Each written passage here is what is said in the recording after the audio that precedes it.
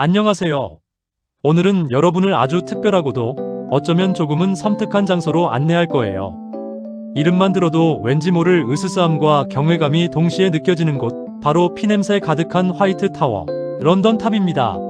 템스 강변에 우뚝 솟아있는 이 역사적인 요새는 단순한 유명 관광 명소를 넘어 수백 년 동안 쌓여온 무수한 비밀과 흥미진진한 이야기들을 그 거대한 성벽 안에 고스란히 품고 있답니다. 과연 런던 탑은 어떤 끔찍하고도 매혹적인 역사를 품고 있기에, 혹은 그곳에서 흘러내린 피의 역사가 얼마나 깊기에 피냄새 가득하다는 별명까지 얻게 된 걸까요? 지금부터 저와 함께 런던 탑의 숨겨진 진실과 어두운 과거 속으로 아주 깊숙이 떠나볼까요? 런던 탑, 그 공식적인 이름은 폐하의 궁전 및 요새인 런던 타퍼 MAJESTYS 로이얼 팰러스 언드 포트러스 오브 더 타워 오브 런던이라고 해요. 하지만 우리는 편하게 런던 탑이라고 부르기로 하죠. 이 웅장한 성체의 역사는 무려 1066년 노르만 정복 시대로 거슬러 올라갑니다. 정복왕 윌리엄 1세는 런던이라는 강력한 도시를 효과적으로 통치하고 혹시 모를 반란을 진압하기 위한 군사적 거점으로서 이곳에 처음 성을 쌓기 시작했어요. 그리고 그 중심에는 바로 11세기에 지어진 화이트 타워가 있죠.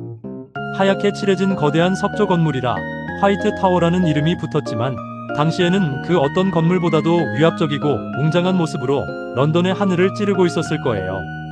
마치 나 여기 런던의 절대적인 지배자요 하고 온 세상에 과시하는 듯 말이에요.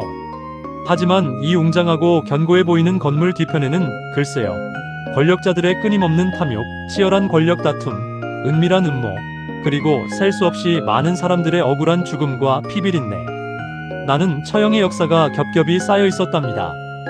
정말 우리가 상상하는 그 이상의, 마치 잘 짜인 한 편의 잔혹극 같은 이야기들이 수도 없이 많이 숨어 있어요. 처음에는 왕궁으로 지어졌고 왕족들이 거주하며 정치의 중심지 역할을 했던 런던 탑이었지만, 시간이 흐르고 시대가 변하면서 점차 이곳은 악명 높은 감옥으로 더 널리 알려지게 되었어요. 특히나 일반 백성들이 아닌 왕족이나 귀족같이 높은 신분을 가진 사람들이 이곳에 갇히는 경우가 많았죠. 권력을 잃거나 혹은 단순히 왕의 눈밖에 났다는 이유만으로 이곳에 갇혀 억울하게 목숨을 잃는 일이 비일비재했습니다. 상상해보세요. 한때는 화려한 연회가 열리고 최고 위층 인사들이 드나들던 웅장하고 화려한 궁전이었던 이 장소가 순식간에 춥고 어두컴컴하며 절망만이 가득한 감옥으로 변해버리는 거예요. 이곳에 갇힌 사람들은 과연 어떤 심정으로 마지막 순간을 맞이했을까요?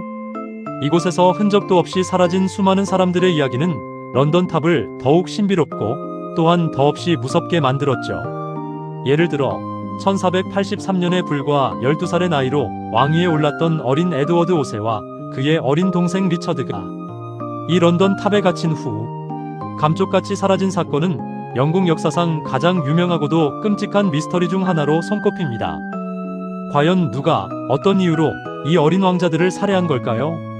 역사학자들 사이에서도 수백 년이 지난 지금까지도 명확한 결론이 나지 않은 채 다양한 추측만이 난무하고 있을 뿐이에요. 어쩌면 지금 우리가 보고 있는 이 벽 너머 어두운 방 안에서 그런 끔찍한 일이 벌어졌던 걸지도 모릅니다.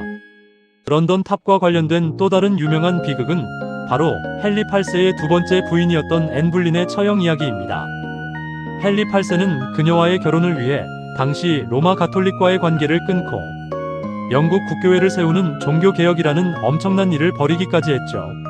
하지만 그토록 열렬히 사랑했던 앤 불린이었건만 결국 헨리 8세는 그녀를 간통죄와 반역죄라는 사실상 누명이나 다름없는 터무니없는 죄목으로 몰아 런던 탑의 처형대에서 생을 마감하게 했습니다. 얼마나 많은 눈물과 절규가 이곳에서 터져나왔을까요? 앤 불린의 억울한 널씨, 아직도 런던 탑 주변을 떠나지 못하고 밤마다 배회한다는 소문이 끊이지 않을 정도랍니다. 실제로 런던 탑의 경비병들 중 일부는 밤에 순찰을 하다가 섬뜩한 형상의 앤 불린의 유령을 목격했다고 증언하기도 했어요. 으악! 상상만 해도 등골이 오싹해지지 않나요? 혹시 여러분 중에도 런던 탑을 방문했다가 그런 기이한 경험을 하게 될지도 몰라요. 하지만 런던 탑이 단순히 무시무시한 이야기와 피 묻은 역사의 현장만은 아니라는 점도 꼭 말씀드리고 싶어요. 사실 이곳은 영국 왕실의 상징이자 자존심이라고 할 수 있는 눈부신 보물, 바로 왕관의 보석 크라운 주얼즈를 안전하게 보관하고 있는 곳으로도 매우 유명하답니다. 여러분이 상상하는 것 이상으로 거대하고 화려한 수많은 다이아몬드, 루비, 에메랄드, 사파이어들이 전시되어 있는데 그 중에서도 아프리카의 별이라고도 불리는 커리넌 1세라는 엄청나게 거대한 다이아몬드가 박힌 왕의 홀셉터 위드 더 크로스는 그 자체로 빛나는 예술 작품이라고 할 수 있을 정도예요. 이렇게 귀하고 값비싼 보물들을 철통같이 지키기 위해 런던 탑에는 늘 삼엄한 경비가 유지되고 있죠. 이곳을 지키는 비피터라고 불리는 왕립 궁정. 경비대원들은 단순히 경비만 서는 것이 아니라 런던 탑의 역사와 그 안에 담긴 수많은 이야기들에 대해 아주 깊고 해박한 지식을 가지고 있답니다. 마치 살아 숨쉬는 역사책이라고 해도 과언이 아니에요. 그분들과 대화를 나누다 보면 런던 탑의 과거가 생생하게 되살아나는 듯한 느낌을 받을 수 있을 거예요. 결론적으로 런던 탑은 단순한 돌과 나무로 지어진 건물이 아니라 영국 왕실의 흥망성쇠, 권력자들의 치열했던 암투, 그리고 이름 없이 쓰러져간 수많은 사람들의 삶과 죽음, 그 모든 희로애락이 켜켜이 쌓여 만들어진 살아있는 역사 그 자체라고 할 수 있습니다. 피와 눈물로 얼룩진 비극적인 역사의 흔적이 곳곳에 남아있지만 동시에 왕관의 보석처럼 찬란하고 귀한 보물들을 품고 있는 곳이기도 하죠. 혹시 런던을 방문할 기회가 있다면 꼭 한번 이곳 런던 탑을 방문해서 그 웅장함과 신비로움, 그리고 그 안에 담긴 수많은 이야기들을 직접 피부로 느껴보시길 강력히 추천합니다. 하지만 만약 밤늦은 시간에 혼자 방문하게 된다면 조금은 무서울 수도 있다는 점 잊지 마세요. 후훗. 오늘 여러분과 함께 떠난 런던 탑 여행 이야기는 여기까지입니다. 다음 시간에도 더욱 흥미롭고 놀라운 이야기들로 여러분을 찾아뵙겠습니다. 그때까지 모두 안녕.